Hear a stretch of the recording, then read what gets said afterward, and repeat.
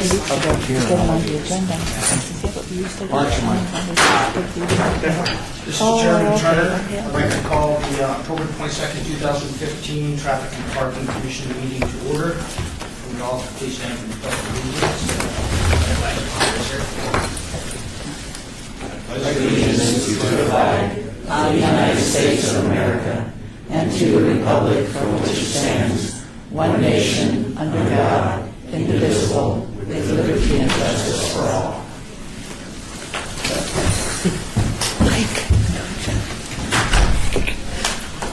Chair Turner, Here. Commissioner McMorris is excused, Commissioner Aguilar, Commissioner Erickson, here, Commissioner Clemenson, Here. Commissioner Clark, here, Commissioner Toussaint, Here. Commissioner Marshall, Here. Commissioner Bowers is excused. We do have a quorum. Thank you. Thank you. Once again, this is Chairman Turner. We have a new policy at this meeting. Anytime you speak, if you could please say your name so that it can be recorded on the record. I appreciate that. With that being said, this meeting has been properly noticed and posted in accordance with the open meeting law requirements. The next item on the agenda is public comment. During this portion of the agenda, must be limited to matters on the agenda for action. If you wish to be heard, give your name and address for the record. Seeing none, we'll move on. Would that be me tonight? Not yet. Yeah. Next item is possible action to approve final minutes by reference to the regular meeting of May 28, 2015.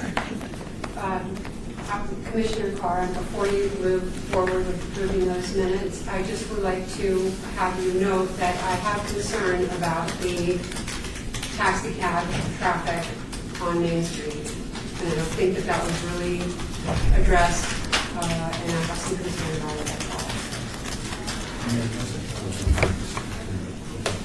well. No, he's for the item.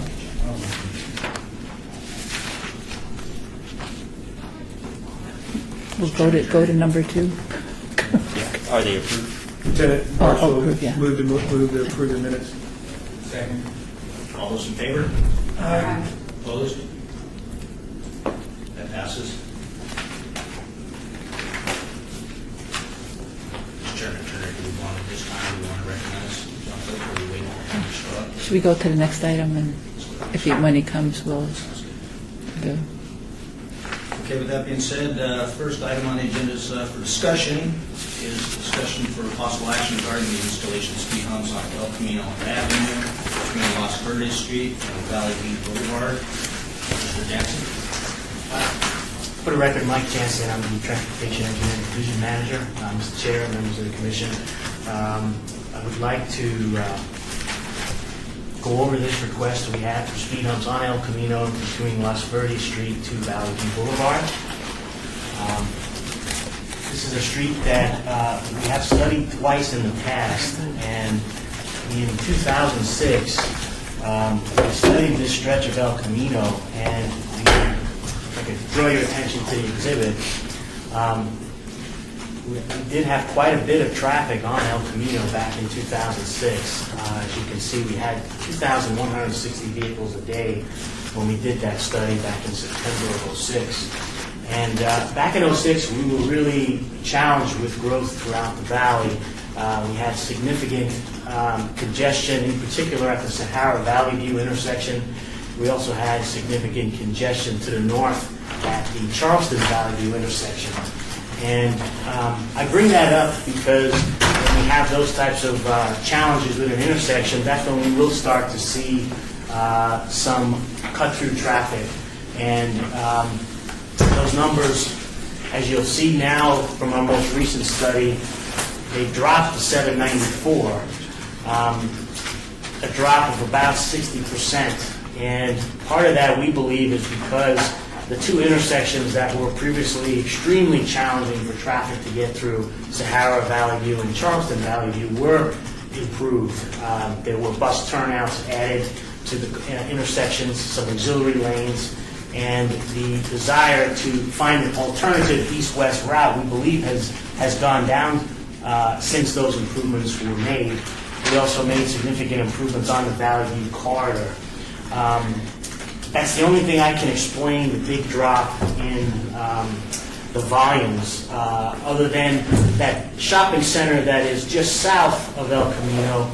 There are some vacant businesses in there, so the draw of traffic to this location could also have been partly because there's not full occupancy of that shopping center. Just wanted to give you some of that as a background of the area that we're looking at. And when we did our most recent traffic study and put it through the warrants that were established by City Council for speed humps consideration, we came up a little low in meeting those warrants. In total, the street accumulated 34 points where 40 points are needed to meet the criteria. And as many of you know, from the traffic engineering perspective, we have no choice but to recommend denial because we didn't achieve those warrants. But you all certainly can take other information into account. I know we have some citizens here who want to speak on the matter. And with that, I'd be happy to answer any questions you may have. Chairman Turner, thank you, Mike. Yes, I have. Commissioner Clemenson, when there's, I guess there has to be a petition to install speed humps, and a certain percentage of the residents need to sign that. Is that right? Correct. And what is that percentage? Is it 100%? I mean, there's not that many people on that street. Correct. The houses are just on the north side, and we sent out ballots to 14 property owners, and 9 responses were returned, and all 9 were in favor of the speed humps. Chairman, a couple questions. Commissioner Aguilar, how many points were accumulated in the 2006 study? Commissioner, that's a good question. I don't recall if the study we did back in 2006 was specific to the speed hump request. I believe we were looking at the challenges we were having in that Sahara Valley View intersection. I did not find anything in our file that showed that we brought a speed hump item to this board back in 2006. So we were looking at the challenges we were seeing on both the Sahara and Charleston corridor. This entire sector was seeing traffic challenges just because there was, I believe that Sahara Valley View intersection used to have a 4-cycle failure where traffic would back up significantly. And so I think we were trying to determine just what was happening in that area. And the dates on the exhibit, 9/18/2006 to 11/25/2014, are those the dates? Were those dates describe when the traffic studies were conducted? Yes, It's Mr. just on one day? Commissioner, yeah, we did it on that one day, and that is correct. Those are the dates that the counters were placed out to obtain that information. Do you know what day of the week those were?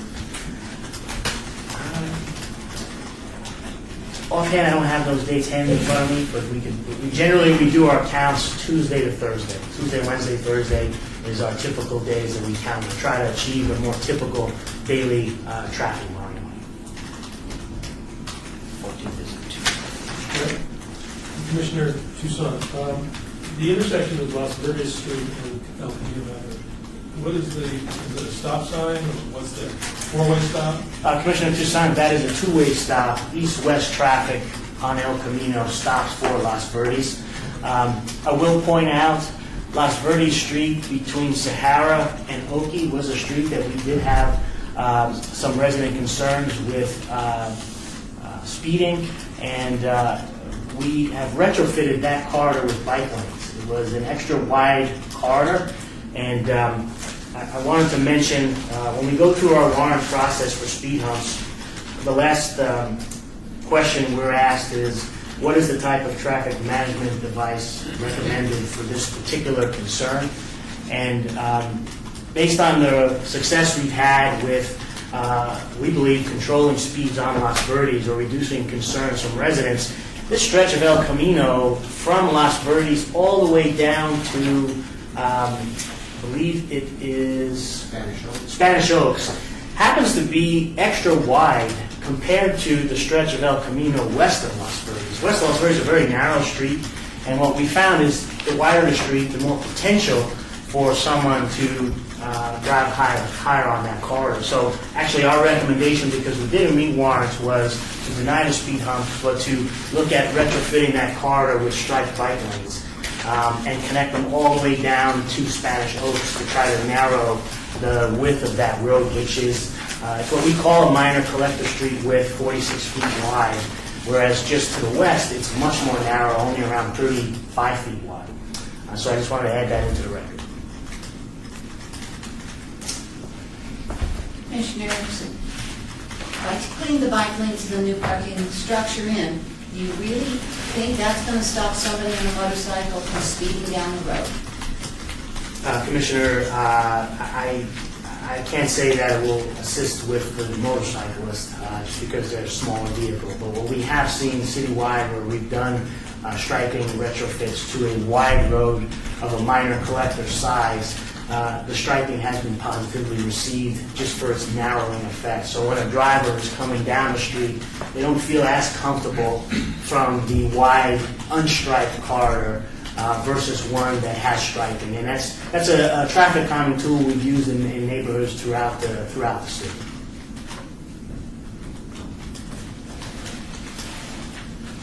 Chair Turner, anything else? This has been advertised as a public hearing. Is there anyone present who would like to speak on this item? I see that I've got one card here from Stephen Kaminsky. So if you'd like to state your name and address for the record. My name is Steve Kaminsky. My name is Stephen Kaminsky. I'm the homeowner at 3808, which is right smack in the middle of the street here. I'd like to address this intersection first, because that's what we've just recently been discussing. This needs to be a four-way stop. You see right here, that's the wall. And when you stop right here, you can't see past that wall, and this traffic coming constitutes a hazard. Also, the striping that you've done in here hasn't worked as well as you may have hoped. I'm a resident. I live there every single day. And we still have a high-speed problem going through here. I can hear it. Several of the younger residents of the neighborhood have recently, over the last few years, have grown up and gotten cars. As you know, they prefer those small Japanese cars with the very loud exhausts, and I can hear them crystal clear. So this, again, hasn't worked as well as I'm sure those residents would have hoped, as everybody would have hoped, because we still have a problem with that. One of the things that you had mentioned was that this shopping center is dying. This was a Food for Less. They unfortunately closed it, which was a huge issue for this entire community. So we're not getting the kind of traffic that we used to have. We used to have the delivery vehicles. They'd pull out here. Here's their delivery point. They would pull out here, turn around, and go down El Camino. What we have here is a problem with speed. Okay? Again, as you can see, it's much wider, as he stated, than your average street. People come around this corner and they say, look at this, no houses on the other side. I can hear them all the way down here. And it's full throttle all the way down the street. You can hear it crystal clear. I mean, boom, all the way down the street. Okay, we have this problem constantly, particularly Friday, Saturday nights. Again, we do have a significant amount of young people that do live up in this section of the neighborhood. One of the things that you can't see is 2 blocks in this direction is an elementary school. We have a tremendous amount of traffic going up here. Over here to the east, there's a lot of low-income apartments before Spanish Oaks begins. Okay? These children in these low-income apartments cannot possibly get to that elementary school safely. There's no safe crossing point. The only safe crossing point is here.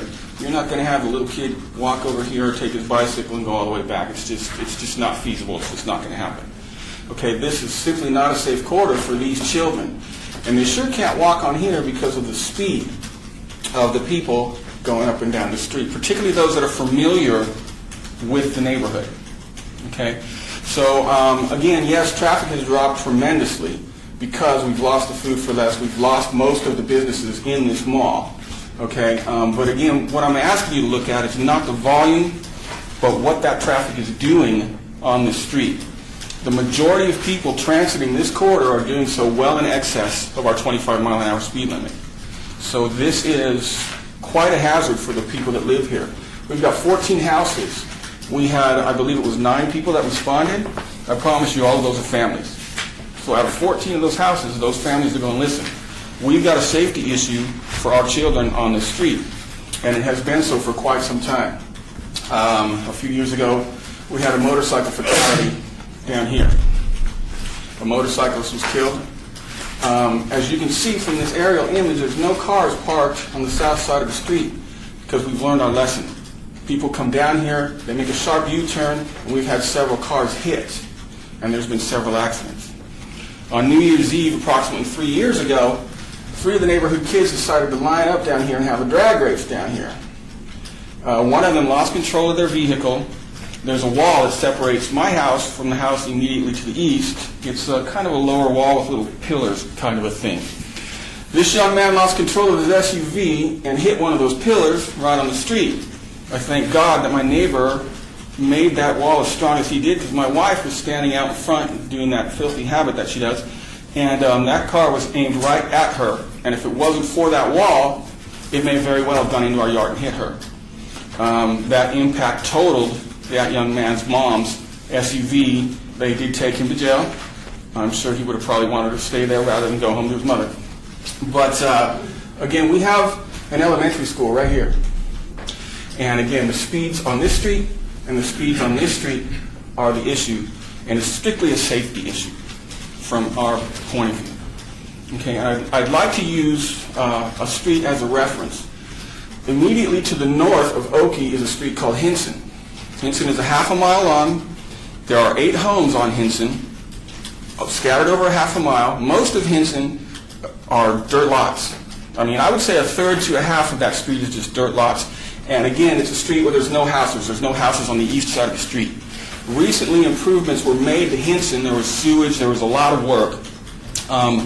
The sidewalk on the east side of Hinson, where there are no homes, got a beautification during that period. Nice new sidewalks, beautiful landscaping, really nice light posts all the way down the street. In fact, even some private properties were painted to go along with that. I've been in construction my entire life. I know it's not cheap. Had to be a couple of $1 million to do that upgrade over a half a mile of a city street. We're not asking for that. What we're asking for is a safety upgrade to our street because of the speeds. Again, the traffic has died, but we have a speed problem. We're just asking for some speed humps to make our street safer, and that's all we're asking you guys to consider. So while the criteria for traffic may not have been met, it's not the amount of traffic, it's what that traffic's doing on that street. And again, in the middle of the night, especially on a Friday or Saturday night, it's quite lively. So again, I ask you to consider the fact that we have a speed safety problem, and that's what we're trying to address here. Okay, so thank you all very much for your time. Chair Turner, thank you. Appreciate that. Is there anybody else who would like to speak on this item? If none, I'll close the public hearing and open it up to commissioners.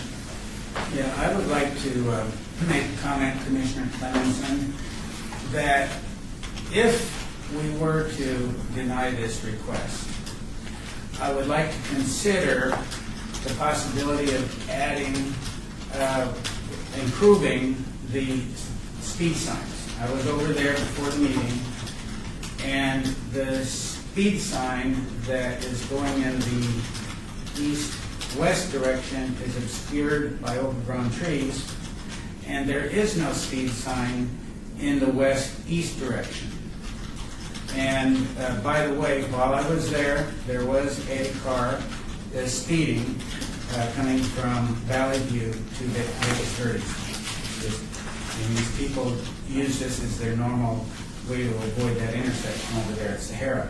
So I understand the concerns with the speed, but if we were going to deny this request, I would like to ask that we consider those speed signs along with the bike lane. Commissioner, we can absolutely look into that, and sometimes we do have that shrub growth that will obscure our signs, depending on the season. Some seasons, the shrub growth ain't there, the sign's perfectly visible, and when they bloom, sometimes they'll overhang. So we'll take a look at that sign as well as see what might have happened to the sign for the westbound direction, for sure. Commissioner Aguilar, a couple questions based on the analysis. There's a number of points potentially allocatable on the basis of the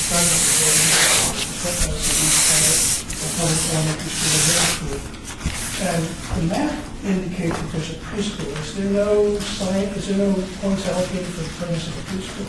Commissioner, that's a great question, and I had asked Jim historically when these warrants were established, Jim Bidway, who has been with the program for a long time, and when the warrants were established, they were specific to elementary and middle schools, and so we did have a conversation on the fact that there is a preschool on that corner. The other question I had was in the discussion and some of the information that we've been provided with, several collisions into the wall, parked cars pulled by a drag racer. And yet in the analysis, there are 0 accidents in the last 3 years. So if we go back further than 3 years, can we get a little bit more enlightenment on that? Commissioner, that's a question that we've had on a number of studies we've done over the years where residents have said, my wall was driven into, there was a crash right out front, I saw it, and what we believe happens often is those are not officially recorded crashes. Either the driver hits and runs and takes off, or there's a crash that actually doesn't ever get reported. When we do a study for any traffic calming project, or for that matter, any traffic study, we request the crash data specifically from the law enforcement agencies, and we can only go by what they have as an official record.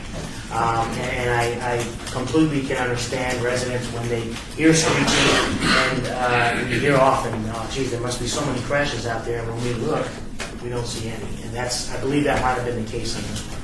And the warrant was set for within the past 3 years. We could, if we looked at the past 5 years, maybe some of those looked at, but the criteria that was established by council was look at that prior 3 years. So, I'm sorry, one last thing. If the preschool was considered an elementary school, would that be 5 points additional?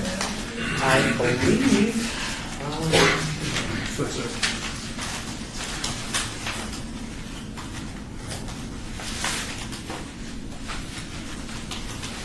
Yes, good.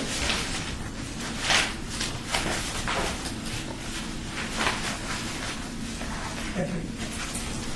May I make a comment? Not at this time. I think we have two kind of issues, both the preschool and the kids during the day, and then in the evening when the teenagers are out doing their inappropriate driving. And looking at that and not having the warrant doing it at that time, okay? It just seems to me that we're asking for a problem if something doesn't come along. Living in an area out of the lakes where we have the new dividers and everything else, it doesn't stop them. They go in an area and they just drive around and they do what they want, and it's usually 8, 9, 10 o'clock at night, and you can't miss the sounds. I don't want to see some child hurt, and with our summers and the heat, kids come out and play in the streets in the evening, and that seems to be when maybe these individuals that are driving inappropriately are. I don't know if that would stop them. I mean, I know what a hump is, but whether that's going to hurt their car and if it's going to bottom out or something so they wouldn't do it again. Okay. I would also, I would be concerned about kids on the street, the child, the 10-year-old riding his bike. But I'm also concerned about those speeders hitting one of those kids at 10 o'clock at night because he's not inside. And I don't know how you deal with that. But, to me, it's safety comes first, maybe over numbers. Commissioner Toussaint, what's the speed limit on this street? Commissioner, this particular street would be 25. It would be the prima facie So the speed. speed limit is 25, they're doing 30. 39 was the 85th percentile speed. That's kind of a big difference, really, given the comments that she just made. It does seem like a problem. I would say, Commissioner, on a lot of our traffic studies, we see speeds that are oftentimes right at that, what we call sort of the threshold that drivers kind of think they won't be pulled over for a ticket, and that's usually around the 9 over. We'll see a lot of locations where the speed limit, we'll see it at 34. But you're right, this one was a little higher than what we have seen in the past. And points were allocated for that speed. Part of our warrant is to look at that 85th percentile speed, and that's the first number, actually. We take the speed and Speed is incorporated. Absolutely, yeah. That's the first factor that we take into account. So they get a 1.4. We multiply a factor for that speed being at that level. If it was above 40, it would be actually even higher. Commissioner Erickson, how many, I know there's regulation about how often you can have the humps or the bumps. On this street this size, if it were approved, how many, what's the limit?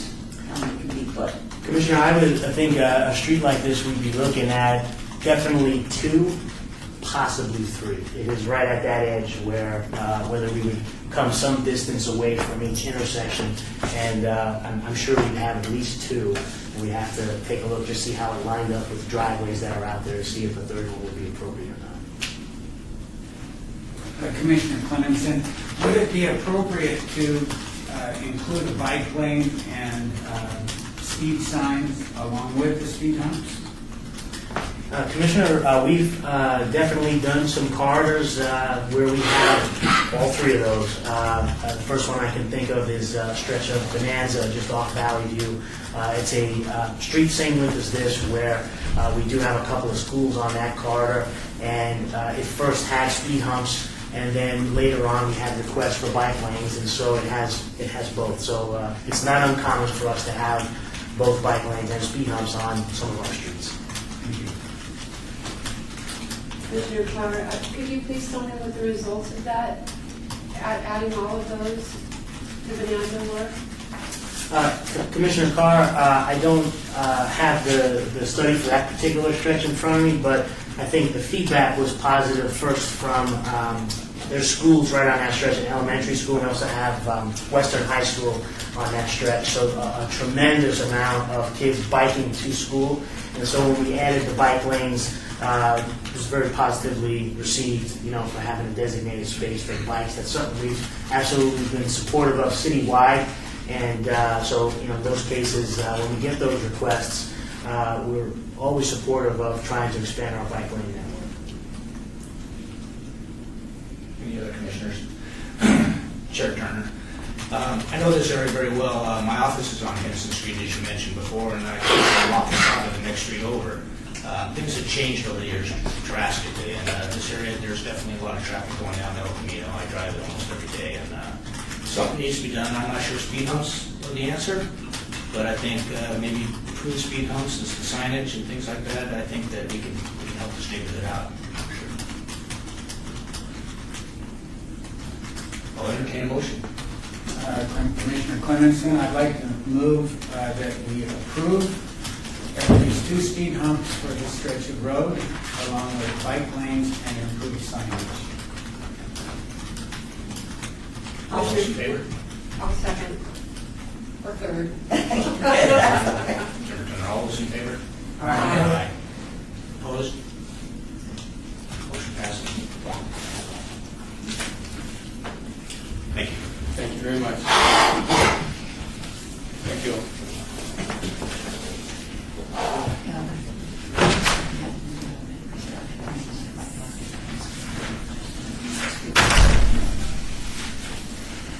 This is the time for citizens' participation. This portion of the agenda is to eliminate matters within the jurisdiction of the board. Those subjects may be acted upon by the commission. Is there anybody here that would like to speak? Commissioners? I would like to say something while over here. I want to welcome Commissioner Toussaint. Look forward to working with you. Appreciate it. We were planning on doing a recognition for John Phillips. He's not here, so we probably postpone that for the time being. But Mike, do you want to say something in the meantime? Yeah, I would certainly, Commissioner, I appreciate the opportunity.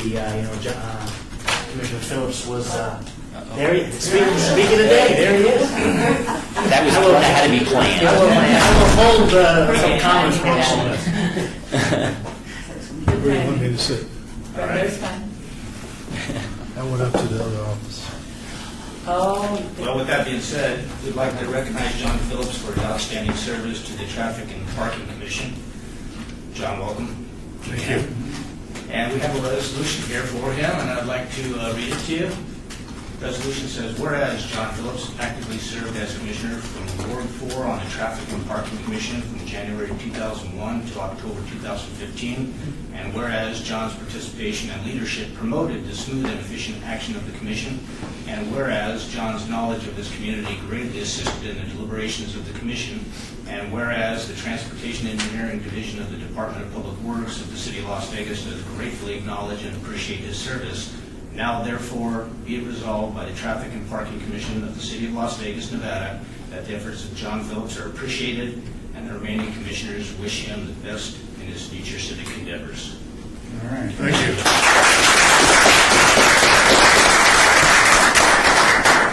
We've got a couple other things we'd like to recognize Mr. Phillips with.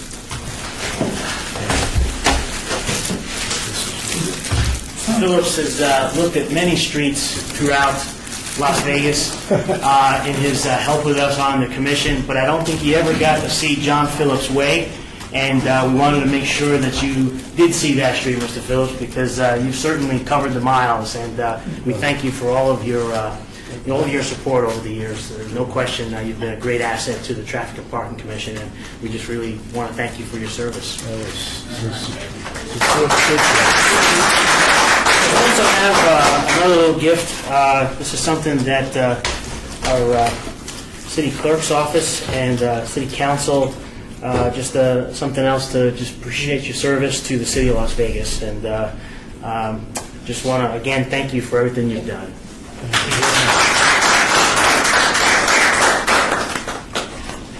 All I can say is it was an honor and a privilege to serve a long and productive tour, and I certainly appreciate this very nice recognition, and just wish you all the best of luck in the future. Keep up the good work. Am I excused? Yes. And that doesn't mean you can put that up in your neighborhood, but you've got one. Okay. Phillips Way, what is it? Thank you very much again. Thank you, sir. Thank you, John. Thank you. Sorry for being late. I'll give you that proclamation too, Mr. Phillips. You weren't late, that was perfect time.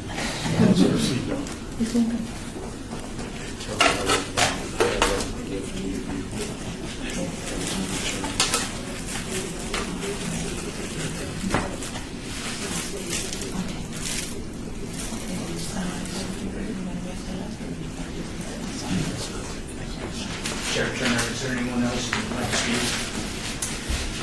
Mr. Chair, just one other thing I'd like to offer. We've been seeing the results of our economy strengthening, where a lot of houses that were vacant in our communities, they're filling up. And Jim has been getting quite a few requests for traffic studies. And while we have had some of you commissioners who've been on board for the last couple of years, we have had a few years, I call it lean years with meetings, because we weren't getting those citizen requests. Part of that, I think, is we had a lot of vacant housing stock. But we are certainly seeing the neighborhoods filling up. And I anticipate that for calendar year 2016, I wouldn't be surprised if we have a much more regularly scheduled monthly meeting, where I know it's been questionable each month over the last couple of years, but from what we're seeing, that's the feel that we have, and I just wanted to let you all know that we will look forward to working with you on those requests as they come on. Turner, we look forward to that. With that, I'll adjourn the meeting.